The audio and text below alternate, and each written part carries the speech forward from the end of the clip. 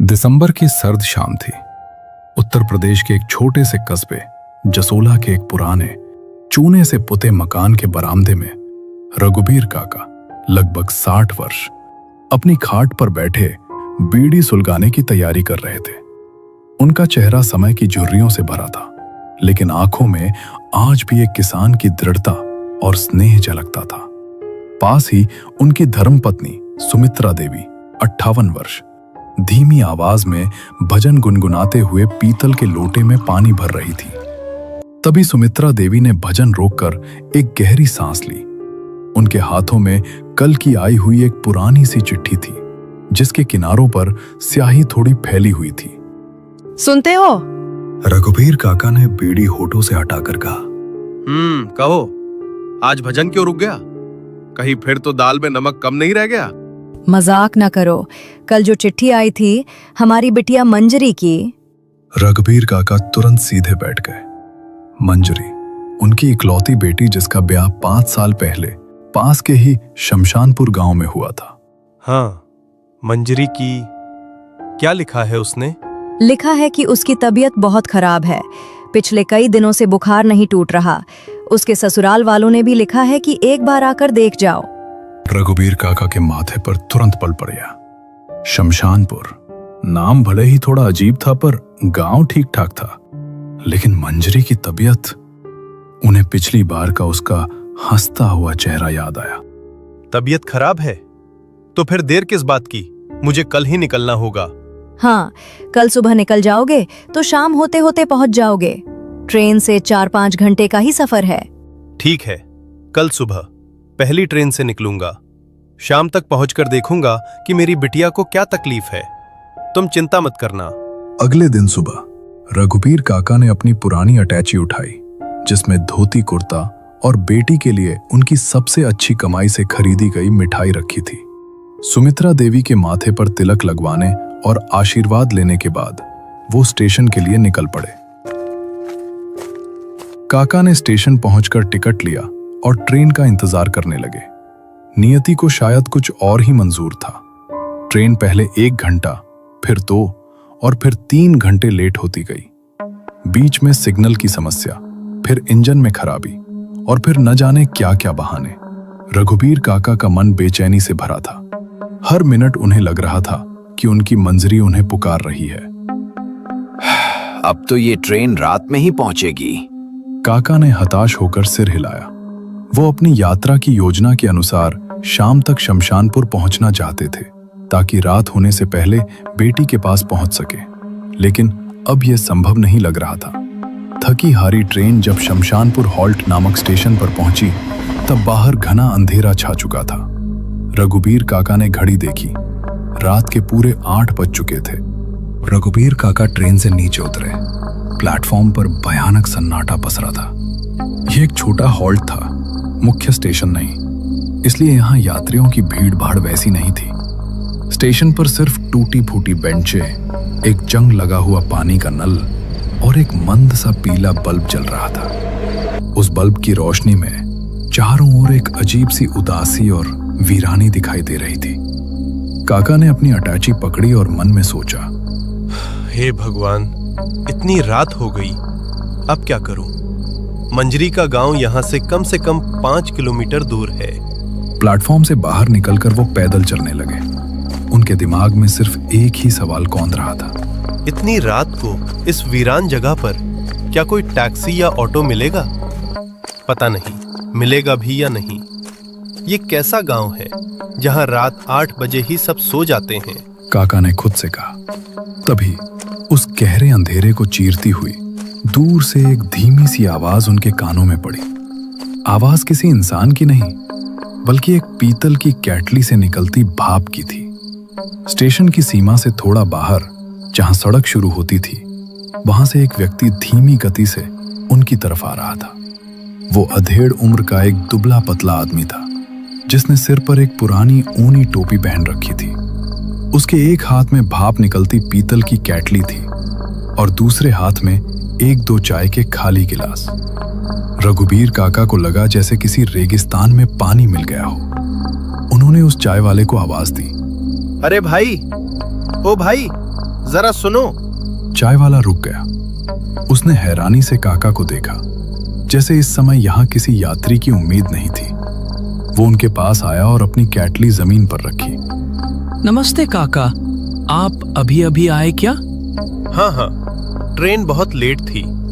एक बात बताओ, इस समय यहाँ कोई टैक्सी या ऑटो मिलेगा क्या? मुझे गांव जाना है। चाय वाला थोड़ा रुक कर बोला, ऑटो? इस वक्त? नहीं काका, यहाँ रात 8 बजे के बाद कुछ नहीं मिलता। आप ही पहले यात्री हैं जो इतनी देर से आए हैं। हॉल्ट बंद होने वाला है। तो फिर पैदल जाना होगा। वो तो है, पर आप कहाँ जाना चाहते हैं? मुझे शमशानपुर गांव जाना है। मेरी बेटी की तबीयत ठीक नहीं है। जैसे ही चाय वाले ने शमशानपुर नाम सुना, उसका चेहरा एकदम सफेद पड़ गया। उसकी आंखें फैल गईं और उसने एक झटके में पीछे हटते हुए अपनी कैटली पकड़ ली। उसका पूरा शरीर कांप रहा था। नहीं नहीं काका, शमशानपुर? हाँ, शमशानपुर। क्यों, क्या हुआ? काका, मैं आपको मना करता हूँ। इस वक्त इस अंधेरे में आप उस गांव में मत जाइए।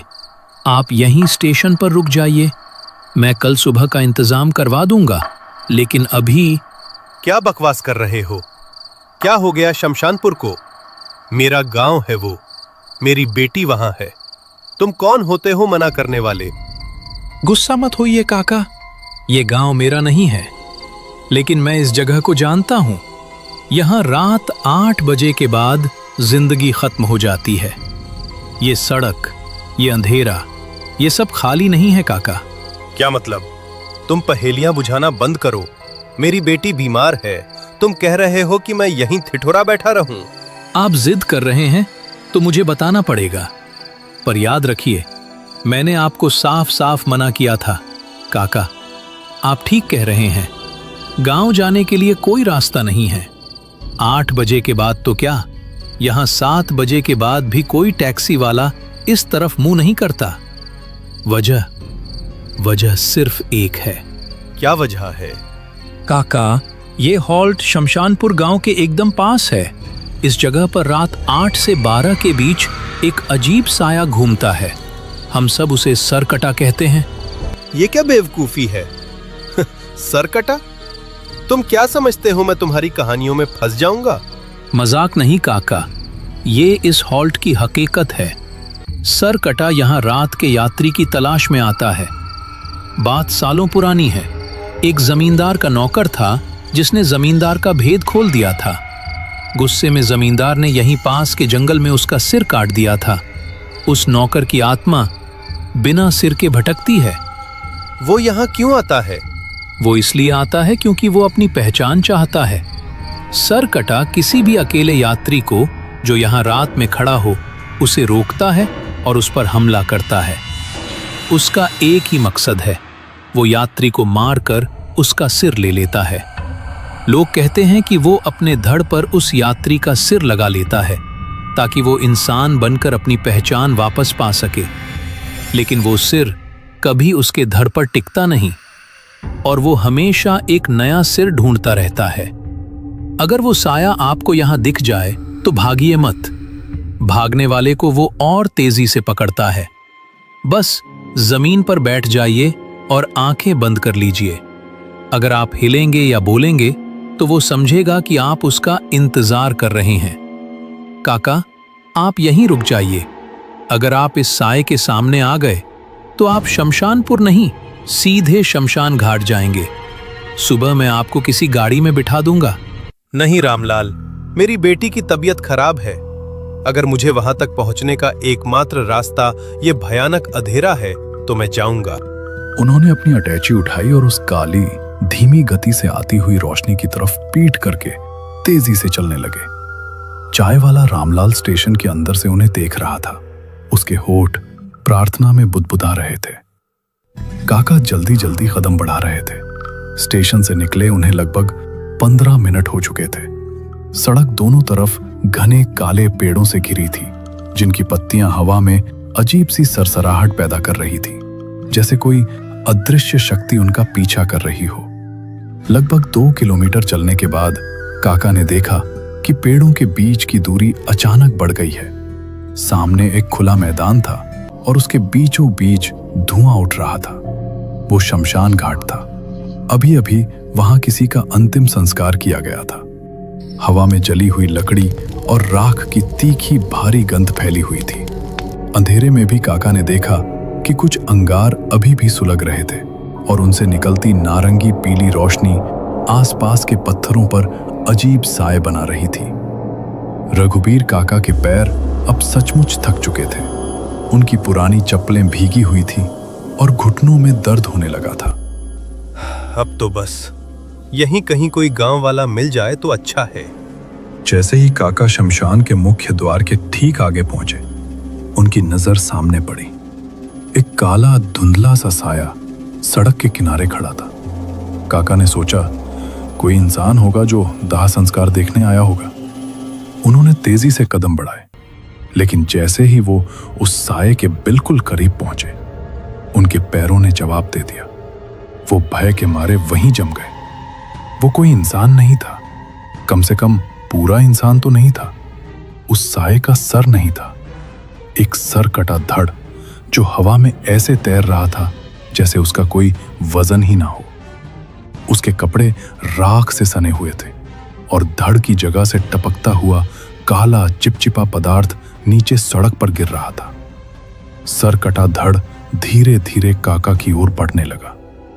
काका का गला सूख गया, उनकी सांस सीने में ही अटक गई। अचानक उस धड़ के पेट से या पता नहीं कहां से एक गहरी गूंजने वाली आवाज आई, जिसने अंधेरी रात की चुप्पी को फाड़ दिया। मेरा सर मिल गया, कितने बरसों से ढूंढ रहा था। काका ने जोर से चीख मारी, एक ऐसी चीख जो अंधेरी रात में दूर तक गूंज गई। उन्होंने मुड़कर पीछे नहीं देखा और पूरी ताकत से दौड़ने लगे। उन्हें महसूस हुआ जैसे समय रुक गया हो और रास्ता खत्म ही नहीं हो रहा हो। वो दौड़ते रहे। उनके दिल की धड़कन किसी ड्रम की तरह उनके कानों में बज रही थी। उन्हें लगा जैसे वो उसी शमशान के चारों ओर एक अंतहीन घेरे में दौड़ रहे हैं।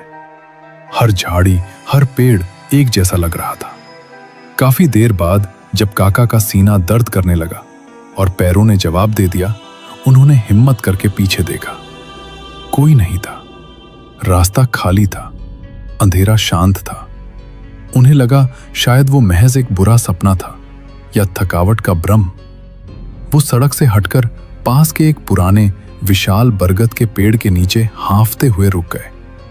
उन्होंने पेड़ के तने से टिककर गहरी सांस ली। एक पल के लिए शांति मिली, लेकिन तभी उन्हें अपने ठीक पीछे एक ठंडी हवा का झोंका महसूस हुआ और फिर वो गूंजने वाली आवाज, इस बार और भी करीब, मानो उनके कान के पास ही हो। तुम्हारे सिर पर हूं। काका वहीं बेहोश होकर गिर गए। जब उन्हें होश आया तो शमशानपुर गांव में अपनी बेटी के घर के सुरक्षित बिस्तरे पर थे। उनकी बेटी ने चिंता से उनका हाथ थाम लिया और आंखों में आंसू लिए पूरी बात बताई। मुझे रात को ही आभास हो गया था पापा। मेरे दिल में एक भयानक डर बैठ गया था कि कोई बुरी शक्ति आपका पीछा कर रही है। इसीलिए मैंने पूरी रात जागकर बिना रुके हनुमान चालीसा का पाठ किया। मैं जानती थी कि केवल वही उस शमशान के प्रेत से आपको बचा सकते हैं।